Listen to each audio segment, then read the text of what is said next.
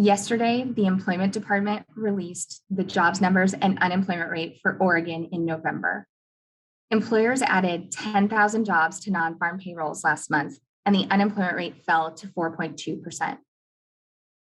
Job gains were widespread across different parts of Oregon's economy in November.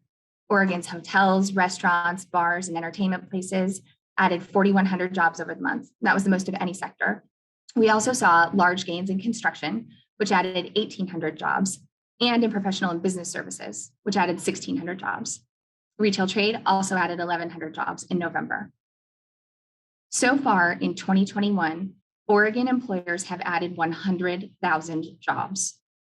Several parts of the economy are also at new record high levels for employment.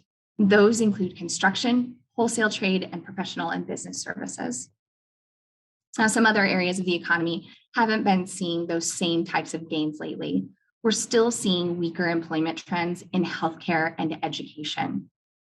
Private healthcare and social assistance was the only major sector of Oregon's economy that had a big loss in November. It lost 1,100 jobs over the month. It's also the only major sector of Oregon's economy that has lost jobs over the past year.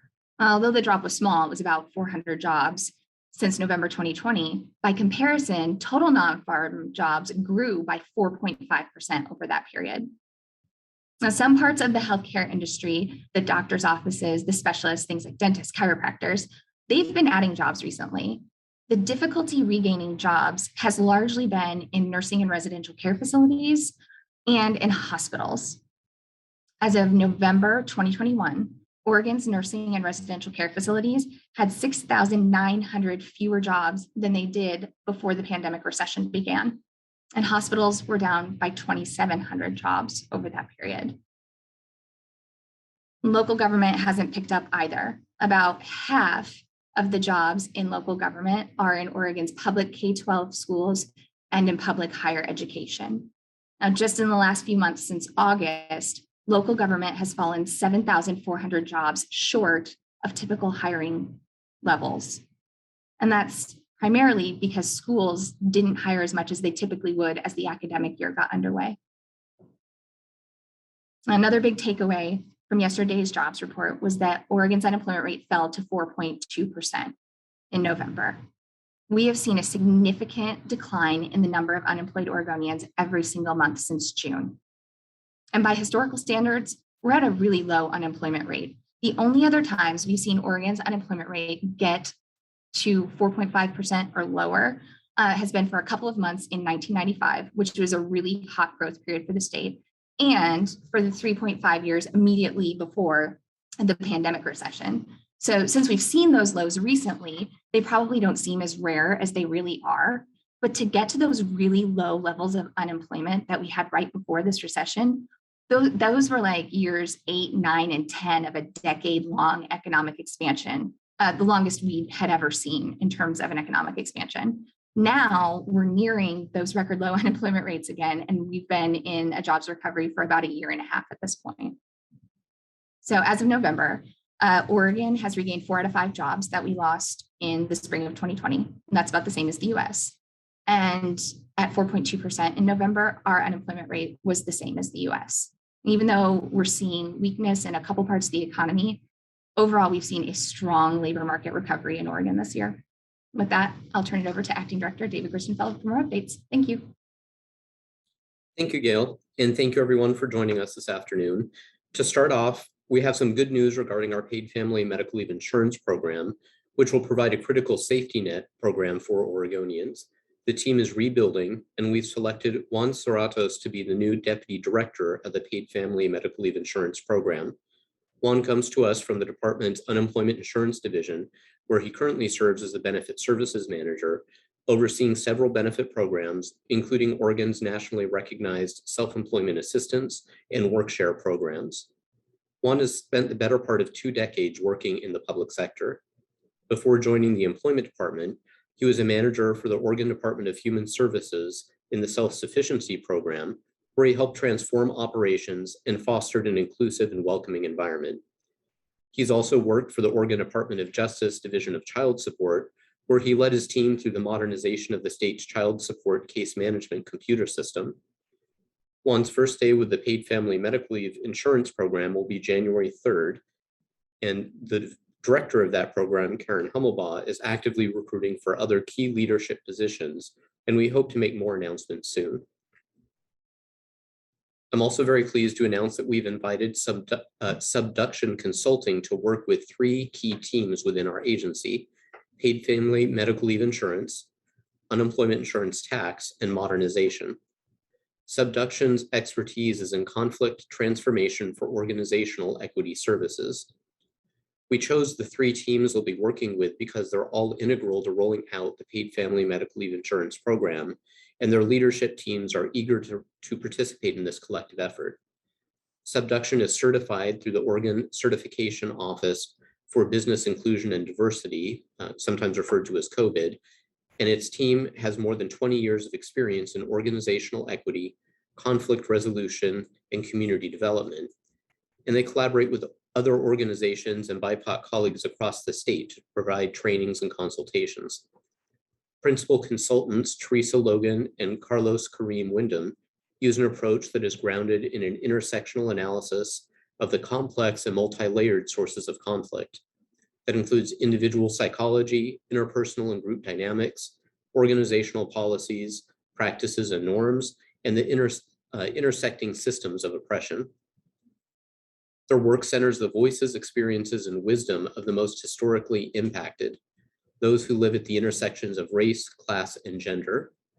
Through our work with Subduction, our goal is to build relationships, capacity, and momentum to transform our organizational culture and systems towards more equitable outcomes for our customers and for our employees.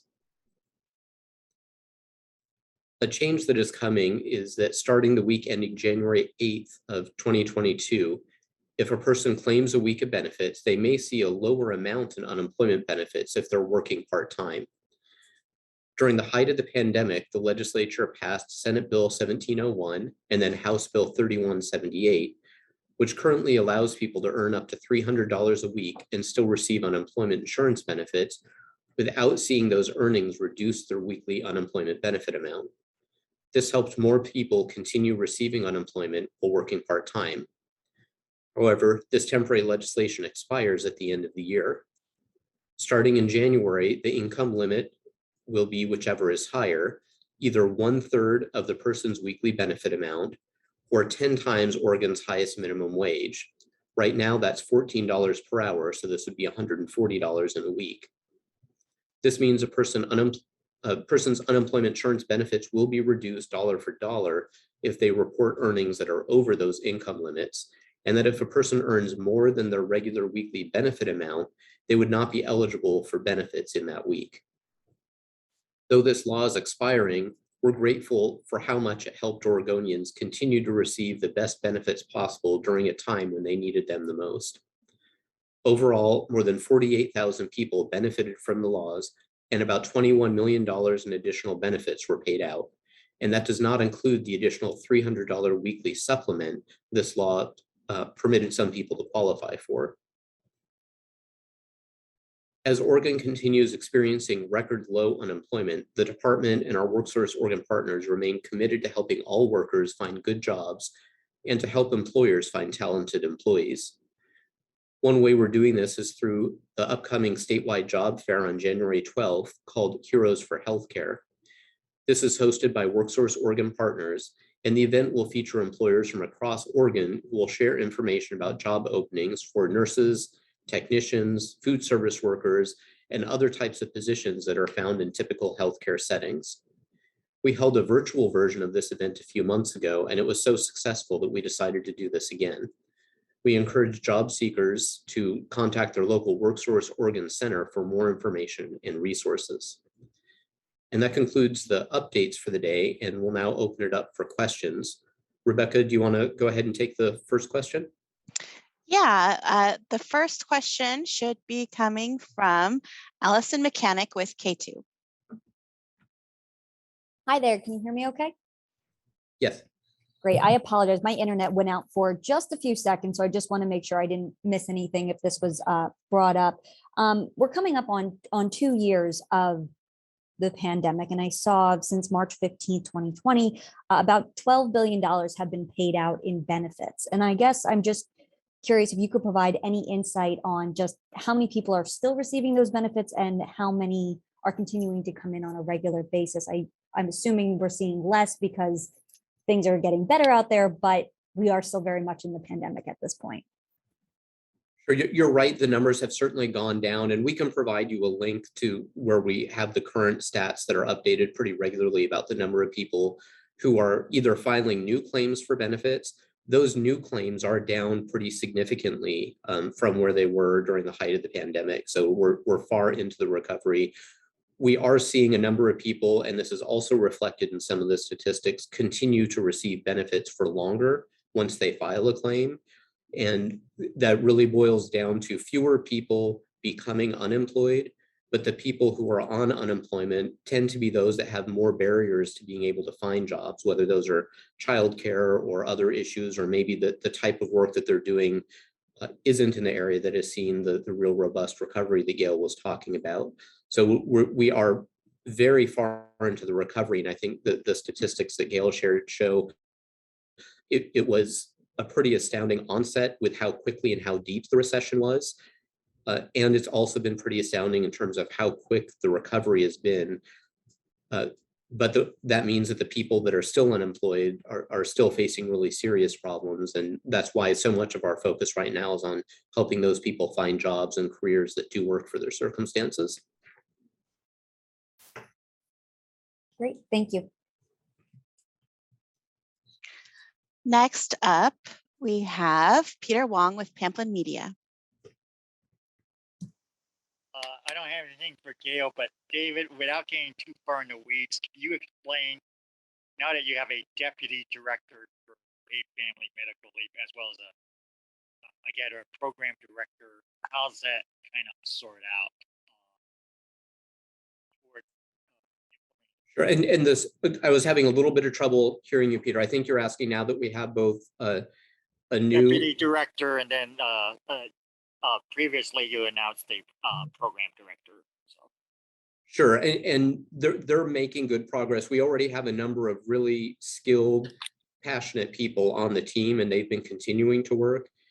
Karen, since she came on board as the program director, has prioritized keeping things moving forward and filling out that leadership team, and adding Juan as the program deputy director is a key part of that. I mentioned that there are other key positions, several of them that are actively under recruitment right now, and we're significantly into that process. So we'll have more information coming as more of those key leadership positions are filled.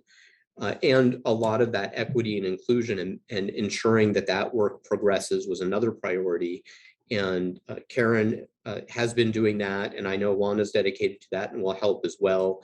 And that contract that I mentioned with Subduction is an important component of that, although certainly there's a lot of other work going on there also. So it's still a busy time. There's a lot to do, but I will say it's also very exciting. We're seeing pretty much daily updates on how the program is progressing, with more rules being created and getting more feedback from the public on them so we can refine them. And the development of the technology is moving along well, and it's very exciting to see that progress be made. Thanks. Okay, up next is Jamie Goldberg. I don't see her name, but I'm thinking she might be one of the people on the phone. So Jamie, are you with us?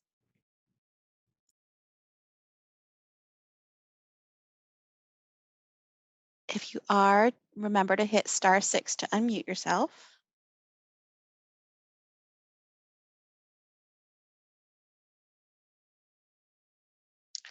Okay, and last we have Mike Rogoway with Oregonian. Yeah, I don't think Jamie was able to join us today, but yeah, I have a question, one for Gail and one for David.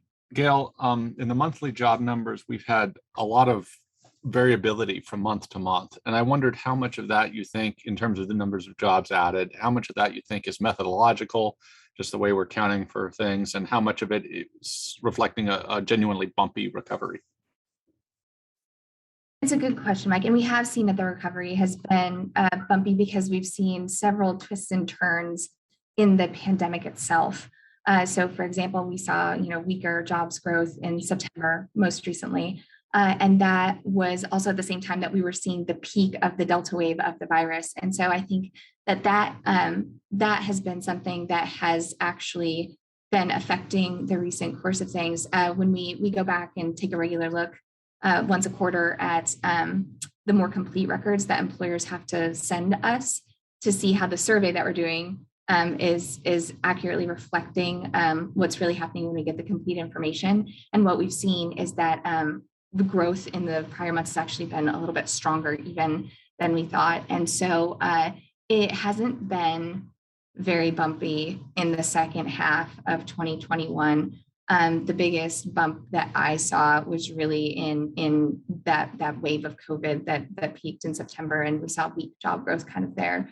And even from one sector to the other, particularly in leisure and hospitality, because that was something that was such a focus in the spring and into the middle of the year. Of the 100,000 jobs that have been added so far in 2021, nearly half of those, more than 48,000, are in leisure and hospitality. So I think it's been a really strong set of gains in those industries we have been giving a lot of primary focus to as well. Great, thank you. And then a quick question for David. David, if you said I missed it, did you say that the value of the subduction consulting contract?